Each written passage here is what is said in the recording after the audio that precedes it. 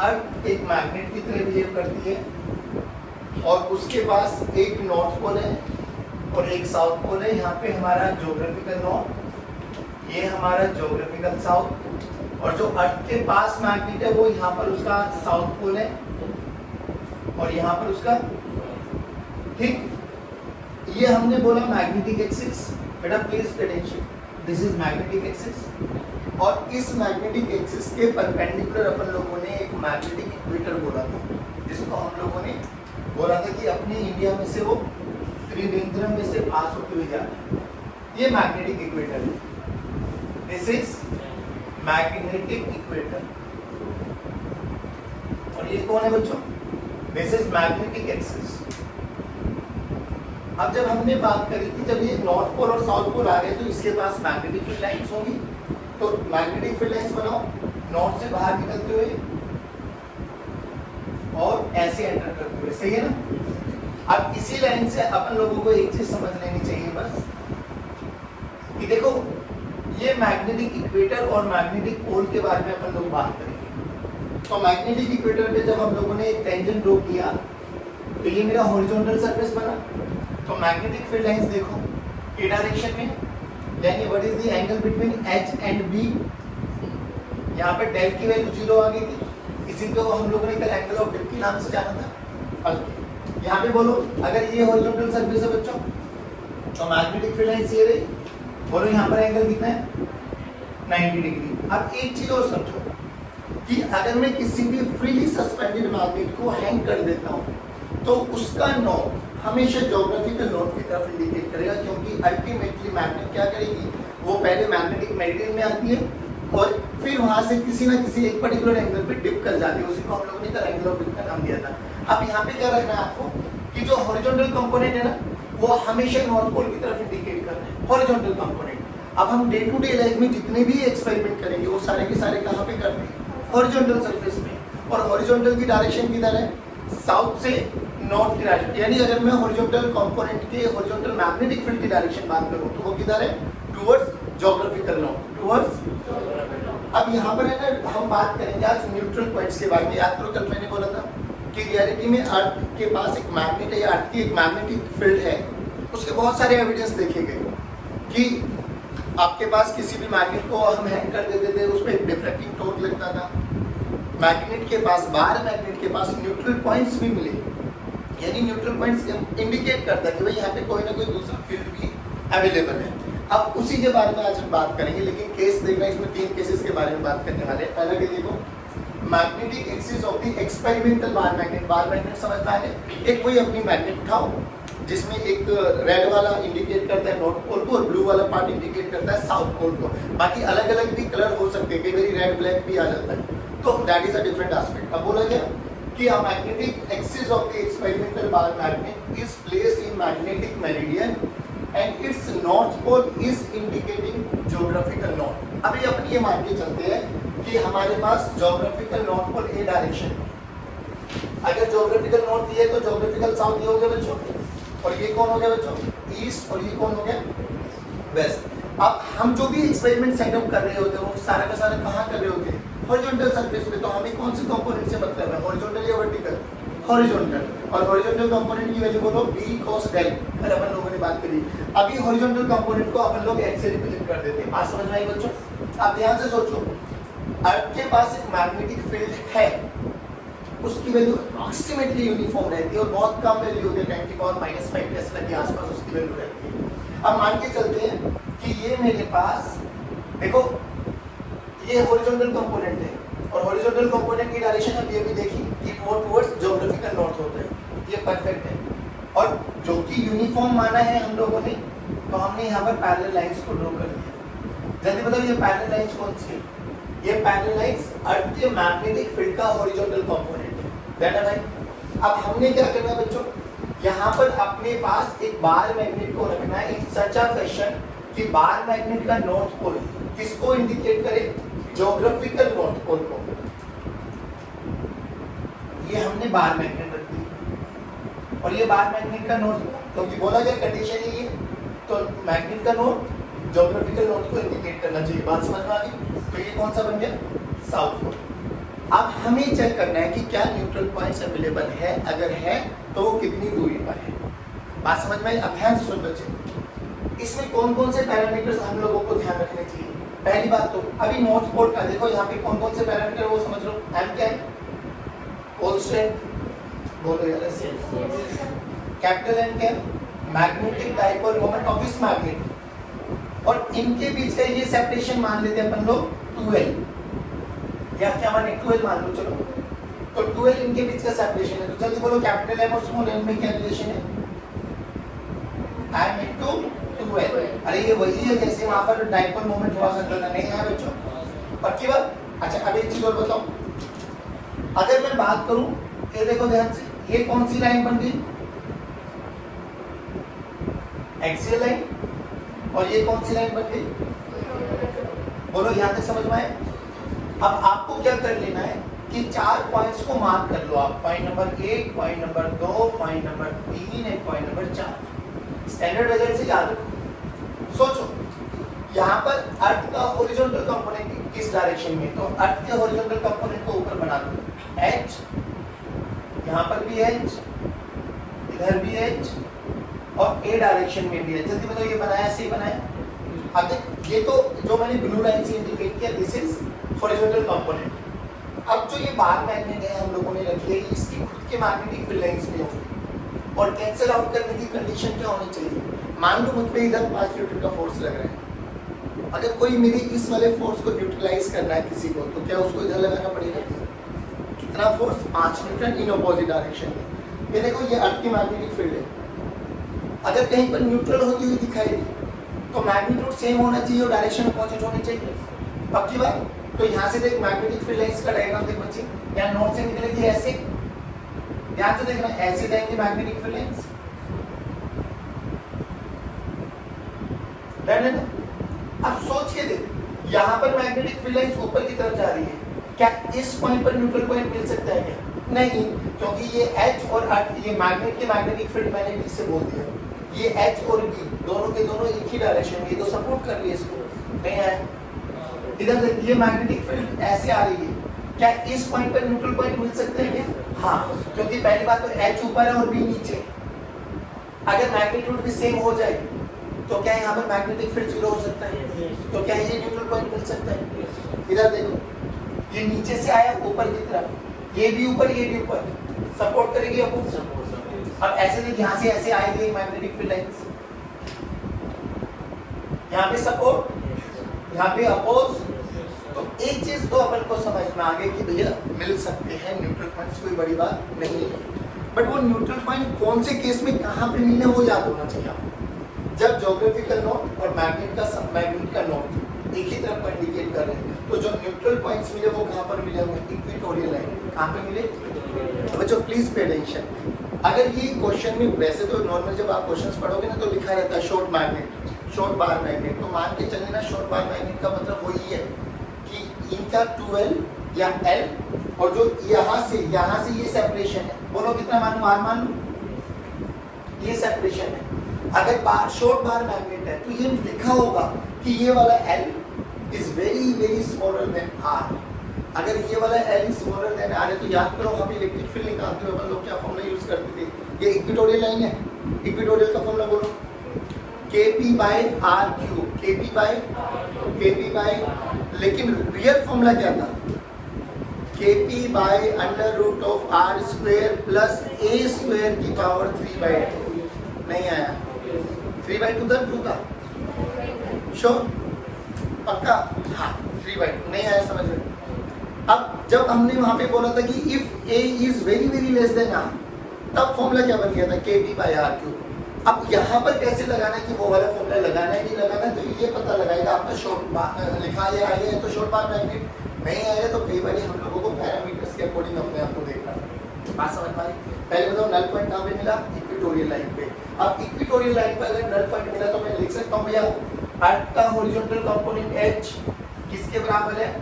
बार magnetic field के। अरे हाँ या ना बोलो, यहाँ पे क्या बोला अपन लोगों ने? H must be equal to B। अगर होगा तो नल पॉइंट मिल गया, न्यूट्रल पॉइंट मिल गया। न्यूट्रल पॉइंट मिल गया तो यहाँ पर देखो B का फॉर्मूला, इक्वेटोरियल वाला फॉर्मूला याद करो, जल्दी जल्दी बोलो।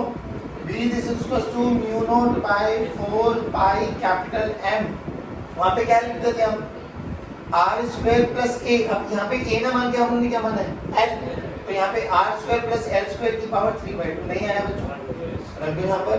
तो h this is equals to mu naught by 4 pi capital M divided by R square plus L square की पावर 3/2। यहाँ से आपको ना कभी कैपिटल M निकालना होगा, कभी आपको स्मॉल m निकालना होगा। अब एक बार बताओ बच्चों, h हमें गिवन होगा, म्यू नॉट बाय 4 पाई की वैल्यू अपन को पता होगी, r हमें पता होगा, शॉर्ट बार मैग्नेट हो गए तो अपन लोग l की वैल्यू को 0 पुट कर देंगे, l की वैल्यू को 0 पुट कर देंगे तो कभी वो हमसे कैपिटल M पूछ लेगा, कैपिटल M ना पूछ ले कभी वो हमसे स्मॉल m पूछ लेगा। अब एक बार बताओ भाई, अगर मुझे कैपिटल M पता लग गया तो क्या मैं स्मॉल m नहीं निकाल सकता? अरे बोलो भाई, कैपिटल M और स्मॉल m में ये रिलेशन है, नहीं तो हम 2l से डिवाइड कर देंगे, क्या वही छोटा m आ जाएगा? यहाँ से कैपिटल M का फॉर्मूला बोलो, जल्दी जल्दी बोलो, कैपिटल M का फॉर्मूला बोलो। Capital M this is equals to h into 4 pi divided by mu naught, ऊपर आ गया r square plus l square की पावर 3/2 नहीं आया बच्चों, ये तो कैपिटल M आया है। मुझे स्मॉल m निकालना है, तो क्या मैं 2l से डिवाइड कर दूं? तो स्मॉल m की वैल्यू बोलो, small m this is equals to h 4 pi by mu naught into 2l r square plus l square की पावर, अगर शॉर्ट बार मैग्नेट है तो if l is less than r तो मैं क्या l square को negligible कर सकता हूँ? कर दो भाई l स्क्वायर को नेग्लिजिबल, तो ये 0 हो जाएगा, तो फॉर्मूला वही बन जाएगा 2kp/r3। भाई यहाँ पे क्या हो जाएगा, सॉरी kp/r3, यहाँ पे क्या हो जाएगा km/r3, दैट्स इट। आ जाओ रख दो, एक शॉर्ट मैग्नेट है तो क्या हो जाएगा बच्चों, h की वैल्यू किसके बराबर आ जाएगी, mu naught by 4 pi m/r3। जल्दी बताओ आया नहीं आया समझ? ये न्यूट्रल पॉइंट है, बहुत न्यूमेरिकल्स देखने को मिलेंगे, डायरेक्ट फॉर्मूला। आपको बस ये समझ में आना चाहिए कि ज्योग्राफिकल नोट और मैग्नेटिक नोट सेम डायरेक्शन में। अब अगला केस क्या बन जाएगा, सब कुछ सेम रहेगा, बस यहाँ नॉर्थ पोल की जगह क्या आ जाएगा, साउथ पोल। किसको इंडिकेट कर रहा होगा, ज्योग्राफिकल नॉर्थ पोल, यानी जो ये साउथ है ये ऊपर आ जाएगा, नॉर्थ तक ये नीचे आ जाएगा। तो ये तो समझ में आ गया कि यहाँ पे तो न्यूट्रल पॉइंट नहीं मिलने वाला उस केस में। तो अब न्यूट्रल पॉइंट कहाँ शिफ्ट हो जाएंगे, एक्सियल लाइन पे। अगर एक्सियल लाइन पे शिफ्ट हो जाएंगे तो ये वाला बिग कंडीशन वही रहेगी, h must be equals to b। बस b का फॉर्मूला बोलो, वहां पे क्या आ जाएगा 2kp/r3। वहां पे 2kp/r3 की जगह क्या लिख देंगे 2km/r3। और अगर हमारे पास r is very very less then, r is very very greater than a ना हो तो 2kp/r² माइनस a स्क्वायर की पावर 2 नहीं आया, पक्का श्योर। करेंगे सेकंड केस, सेकंड केस देखते हैं। अब ज्योग्राफिकल नोट की तरफ कौन है, मैग्नेट का साउथ। चलो देखो, हॉरिजॉन्टल कंपोनेंट तो अभी भी हमारा नॉर्थ पोल को इंडिकेट कर रहा है।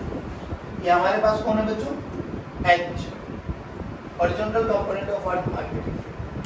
साउथ, एक बार मैग्नेट को रखो, लेकिन बार मैग्नेट का साउथ पोल किधर होना चाहिए, ज्योग्राफिकल नॉर्थ की तरफ। ये हमारी बार मैग्नेट, ये हमारा नॉर्थ पोल, इनके बीच का जो दूरी है वो 2l मान लिया अपन लोगों ने। अभी भी वही पैरामीटर्स मानो, कैपिटल M, हमारे पास मैग्नेटिक डाइपोल मोमेंट है और that is equal to small m into 2l। अरे बोलो भाई, अच्छा अब इसमें याद करो एक्सियल का केस बताओ, एक्सियल बोलो 2 into mu naught by 4 pi capital M into r square minus a square. a square की जगह यहाँ पे क्या लिखेंगे हम, l स्क्वायर। आपको a रखना तो a रख लो, थोड़ा फॉर्मूला सिमिलर हो जाएगा, स्क्वायर। देन बच्चों if short bar magnet, if short bar magnet तो बोलो क्या हो जाएगा, जल्दी बोलो, r is greater than l, therefore b axial का फॉर्मूला जल्दी बोलो 2 mu naught by 4 pi capital M by r। Done. अब देखो यहाँ पे क्या हुआ बच्चों, तो यहाँ पे r आ जाएगा। डन। चलो अब इधर देखो, अब वही 4 पॉइंट्स ढूंढते अपन लोग। तो एक तो ये इक्वेटोरियल लाइन, एक ये हमारे पास एक्सियल लाइन, ये इस पॉइंट पर अपन को h को इंडिकेट कर लो पहले, यहाँ पर भी h को इंडिकेट कर लो, और h हमेशा ज्योग्राफिकल नॉर्थ पोल की तरफ इंडिकेट करेगा। अब मैग्नेटिक फील्ड लाइंस बनाओ। अब ध्यान से देखो, नॉर्थ से निकलते हुए ऐसे जाएगी, एक ही बना दूं, कॉमन सेंस लग जाएगा उसी से। तब यहाँ से मैग्नेटिक फील्ड लाइंस, ये ब्लैक वाली हमारे पास मैग्नेट के मैग्नेटिक फील्ड लाइंस है बच्चों। ध्यान से देखो, ये नीचे की तरफ गई, तो ये अर्थ का हॉरिजॉन्टल कंपोनेंट ऊपर है, मैग्नेट के मैग्नेटिक फील्ड लाइंस नीचे है। क्या न्यूट्रल पॉइंट सही मिल जाएगा? तो क्या यहाँ पे भी मिल जाएगा? यहाँ पे मिलेगा क्या? नहीं, सपोर्ट करेगा, यहाँ पे भी सपोर्ट करेगा। तो ये तो समझ में आ गया कि न्यूट्रल पॉइंट कहाँ पे मिलने वाला है? एक्सियल लाइन पर। अब एक्सियल लाइन पर न्यूट्रल पॉइंट की कंडीशन क्या है कि ऊपर लगने वाला horizontal component must be equal to नीचे लगने वाला बी। यानी कंडीशन अभी भी वही है, क्या है बच्चों? h must be equal to b।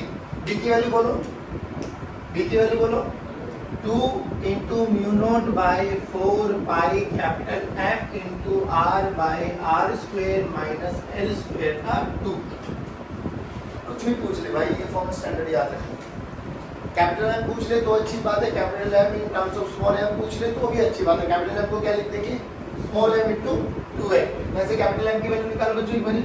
Capital M बोलो h 4 pi r square minus l square का whole square divided by 2 mu naught r into, done है ना? ये नीचे आ गया, ये उधर चला गया, डन है? परफेक्ट। चलो अब ये m आ गए, अब हमें स्मॉल m कैलकुलेट करना है तो डिवाइडेड बाय 12 कर दो। चलो जल्दी निकालो। 4 pi into h, 4 pi into h r square minus l square की power 2 divided by 4 mu naught r into l। Done है बच्चों? अब फिर वही कंडीशन कि अगर ये इनके बीच का जो l है ये बहुत छोटा हो इसके कंपैरेटिवली, अब यहाँ पे r वेक्टर ये हो गया बच्चों, r वेक्टर ये हो गया कि वही अगर ये l इनके बीच का कंपैरिजन जो ये l है ये बहुत छोटा है, if l is very very smaller than r, तो अपन l स्क्वायर को क्या कर देंगे बच्चों? 0। तो डायरेक्ट फॉर्मूला बोलो, जल्दी जल्दी बोलो। h किसके बराबर हो जाएगा? mu naught by 4 pi 2 into m by r। Done है? ये सब चीज। तो आपके लिए ये दो केसेस चलते हैं कि जब हम लोग अपनी बार मैग्नेट को हॉरिजॉन्टल सरफेस पर ढूंढना होता है कि न्यूट्रल पॉइंट कहाँ पर। अब देखो, मान लीजिए हॉरिजॉन्टल सरफेस से ये मेरी बार मैग्नेट है, that is north pole, this is south pole. तो मुझे समझ में आ गया या तो इसकी इक्वेटोरियल लाइन पे मिलने वाले न्यूट्रल पॉइंट या इसकी एक्सियल लाइन पे। बट बात क्या है सर, ये तो हॉरिजॉन्टल है। अगर मैं इस बार मैग्नेट को ऐसे खड़ा कर दूं तो भाई ऐसे भी तो कर सकते हैं ना। मान लो ये मेरे पास एक हॉरिजॉन्टल टेबल है, ठीक है? अभी तो अपन ऐसे पढ़ रहे थे सर, ऐसे रखिए या ऐसे रखिए, तो हम लोगों को समझ में आ गया कि न्यूट्रल पॉइंट या तो एक्सियल पे मिलने वाले या इक्वेटोरियल पे। बट सर मैं ऐसे भी तो कर सकता हूँ। हाँ, अभी ऐसे करते तो ये वर्टिकल मैग्नेट बन गई। अब वर्टिकल मैग्नेट के केस में याद रखना एक ही जगह न्यूट्रल पॉइंट मिलता है। पहले इनको रिपीट करो।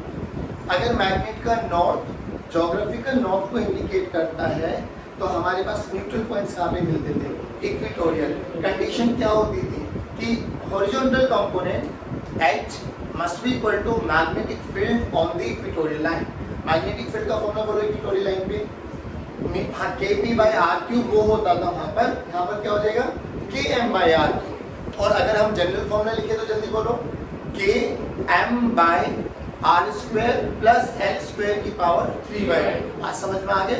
k की वैल्यू यहाँ पर mu naught by 4 pi हो जाएगी। अच्छा, अगर ज्योग्राफिकल नॉर्थ की तरफ मैग्नेटिक का बार मैग्नेट का साउथ पोल इंडिकेट करे तो कहाँ पर मिलेंगे हम लोगों को न्यूट्रल पॉइंट? एक्सियल लाइन पर। एक्सियल लाइन की कंडीशन अभी भी वही है, h must be equal to b।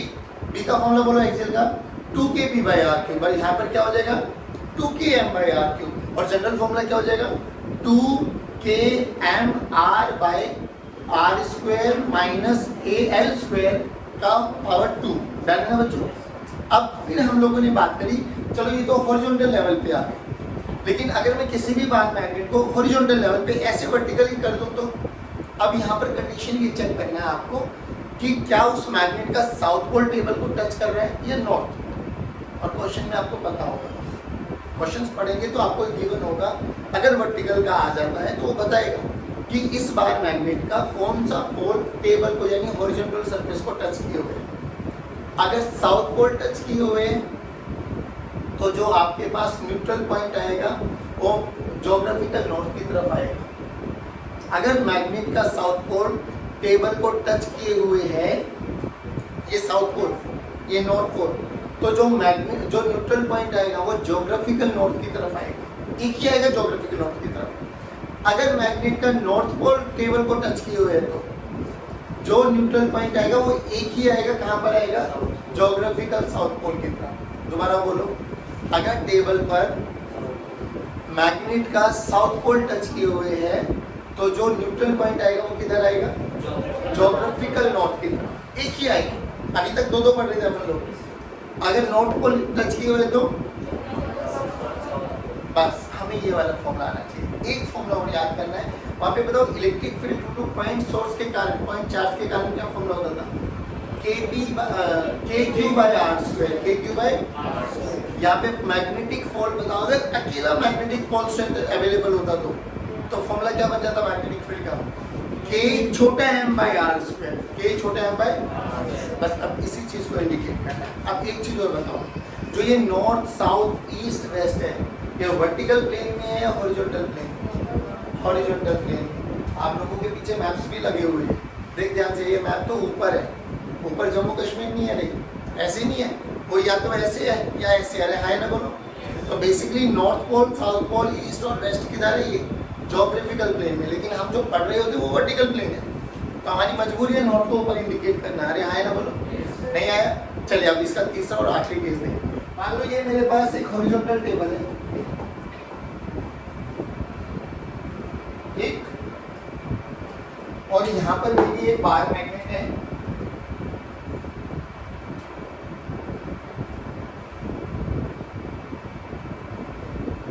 ये बार मैग्नेट का नॉर्थ पोल, ये बार मैग्नेट का टेबल पे कौन सा पोल है। अब अपन ऐसे मान के चलते हैं कि geographical north pole is that direction, this is north pole and this is, ये NG लिख दो और ये SG लिख दो, दैट। तो बताओ टेबल पे हमारा मैग्नेट का साउथ पोल है, तो जो न्यूट्रल पॉइंट आएगा वो किधर आएगा, नॉर्थ पोल, किधर आएगा। एक चीज और बताओ बच्चों, अगर ये साउथ नॉर्थ पोल इस डायरेक्शन में, तो मेरे पास हॉरिजॉन्टल कंपोनेंट इसी डायरेक्शन में है बच्चों, अरे हाय ना बोलो, अरे हाय ना बोलो बच्चों। चलिए, तो ये तो कंफर्म है कि यहाँ पर कहीं पर मैग्नेट का हमारा न्यूट्रल पॉइंट मिलने वाला है। अच्छा अब क्या करें सर, अब ध्यान से देखो, मान लो इनके बीच की दूरी 12 मान लेते हैं बच्चों, और जहां न्यूट्रल पॉइंट मिला वो मान लेते हैं अपन लोग, ये दूरी D मान लेते हैं, दैट। अब सुनो, अभी ये न्यूट्रल पॉइंट मिल गया, तो यहाँ पर इन दोनों के कारण इंडिविजुअल मैग्नेटिक फील्ड कैलकुलेट करो, इंडिविजुअल, और एक मैग्नेटिक फील्ड निकालने का फॉर्मूला क्या होता है बच्चों, mu naught by 4 pi small m by R square. Small m क्या है, इनका अपना अपना पोल स्ट्रेंथ। आगे चलो बोल, देखो मैग्नेटिक फील्ड निकालने का क्या तरीका बोला था, वहाँ पे इलेक्ट्रिक फील्ड निकालने का क्या तरीका होता था कि जहाँ जिस भी पॉइंट पे इलेक्ट्रिक फील्ड कैलकुलेट करना है वहाँ पर एक पॉजिटिव पॉइंट चार्ज कंसीडर कर लो। यहाँ पर नॉर्थ पोल को मान लो कि अगर नॉर्थ पोल होता तो मैग्नेटिक फील्ड लाइंस इधर फोर्स लगाती, ये साउथ पोल है, यहाँ मैग्नेटिक नॉर्थ होता तो क्या वो इसको अपनी तरफ खींच रही होती, तो इधर लगा इसका मैग्नेटिक साउथ यानी BS, magnetic field due to south that. ये नॉर्थ है, ये नॉर्थ है, ये इसको किधर करेगा, रिपेल करेगा ऐसे,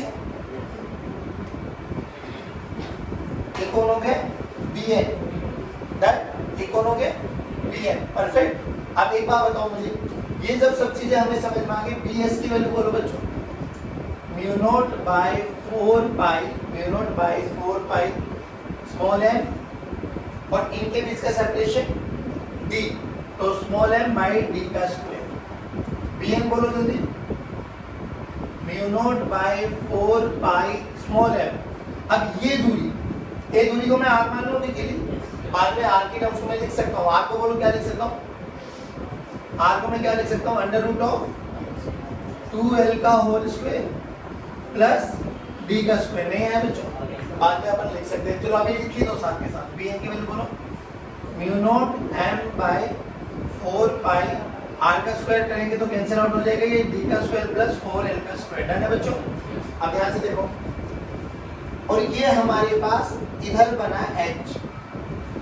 अब अगर इस H को इन दोनों का रिजल्टेंट खत्म करने वाला चाहिए, क्योंकि इन दोनों का नेट इफेक्ट ही इसको खत्म करेगा। अब ध्यान से देख, ये तो इधर BS तो इधर लग ही रहा है, तो क्यों ना अपन लोग इस BN को, मान लो ये एंगल थीटा मान लिया मैंने, ये थीटा मान लिया, तो ये भी तो थीटा हो गया ना बच्चों। अगर ये थीटा हो गया तो BN का ये कंपोनेंट इधर वाला, ये BN cos थीटा, अरे बोलो भाई, और इधर कौन सा हो जाएगा, BN sin थीटा। नहीं आया बच्चों, ध्यान से देख, मैं ये बोल सकता हूँ ना H plus BN cos theta must be equals to BS। नहीं आया, H plus BN cos theta must be equals to, तभी तो जाके न्यूट्रल पॉइंट मिलने वाला है। तो लिखो न्यूट्रलिटी के लिए क्या होना चाहिए, H plus BN cos theta must be equal to BS। Done. अब ध्यान से सुन, तो H must be equals to BS minus BN cos theta. चलो एक चीज बताओ, BS के वैल्यू उठा के रखो जल्दी एक बार, म्यू नॉट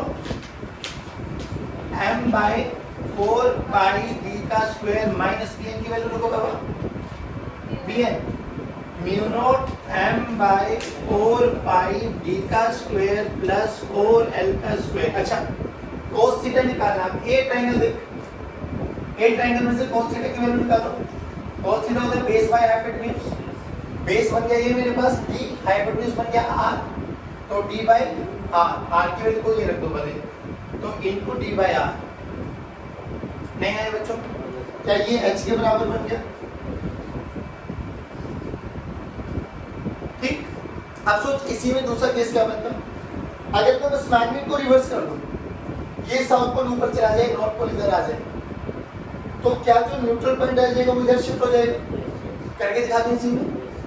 ठीक। अब सोच, अगर न्यूट्रल पॉइंट यहाँ पर आ गया, डन है ना भाई, ज्योग्राफिकल साउथ की तरफ आएगा, तो ए पॉइंट मान लिया अभी भी मैंने डी, ठीक, ए पॉइंट मान लिया अभी भी मैंने स्मॉल आर, डन है बच्चों। नॉर्थ पोल आ गया ना, अभी नॉर्थ पोल नीचे आ गया और साउथ पोल ऊपर चला गया। अगर नॉर्थ नीचे आ गया, साउथ ऊपर आ गया, तो अब एरो चेंज हो जाएंगे हमारे पास, तो अब जो न्यूट्रल पॉइंट आएगा वो टुवर्ड ज्योग्राफिकल साउथ हो जाएगा। तो अब ये आ गया हमारे पास। अब देखो यहाँ पे नॉर्थ, यहाँ पे नॉर्थ, तो नॉर्थ नॉर्थ विल रिपेल, तो ये बना P ड्यू टू N, ये साउथ, ये नॉर्थ, तो ये ऊपर की तरफ अटैक करेगा, तो ये बना P ड्यू टू, पहले इतना बताओ, समझ में आया?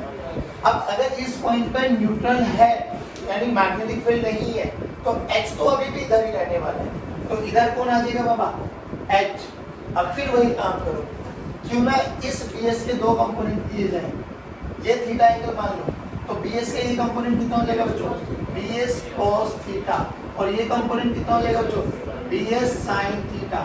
अगर न्यूट्रल लेवल है तो मैं ये लिख सकता हूँ कि BS प्लस, नहीं sorry, BS cos theta plus H, यानी BS cos theta plus H is equal to BN। अरे हाँ है ना, बोलो बच्चों।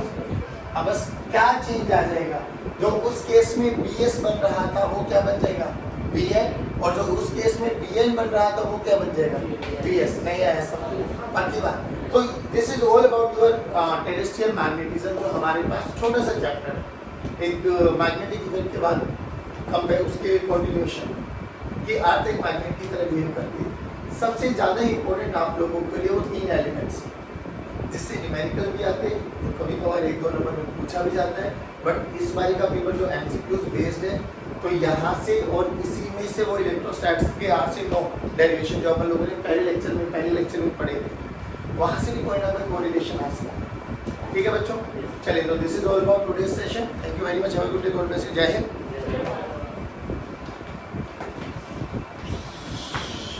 क्या कहते हो भाई?